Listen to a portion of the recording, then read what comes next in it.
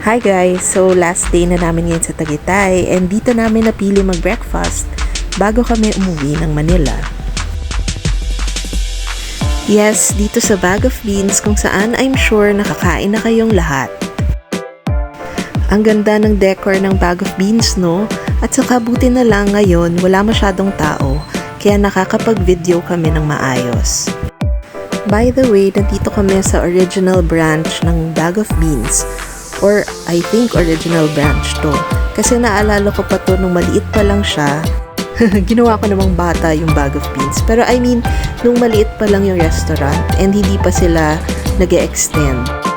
Parang first time ko kumain dito sa area nila na parang nasa isang street cafe ka sa France. Cute naman.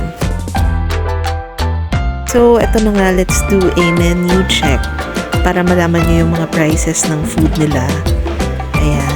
May Vietnamese pala dito. Ngayon ko lang nakita yon. And pizza, burgers. Actually, medyo nasa pricey side siya yung food nila. Kahit na parang normal lang naman yung lasa ng pagkain. Yon, ito na yung order ni Hubby, bacon and eggs with pandesal. Nag-order din siya ng cappuccino.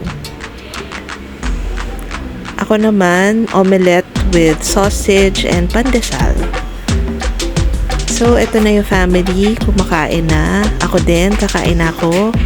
So, thank you for watching my vlog. See you on my next one. Bye!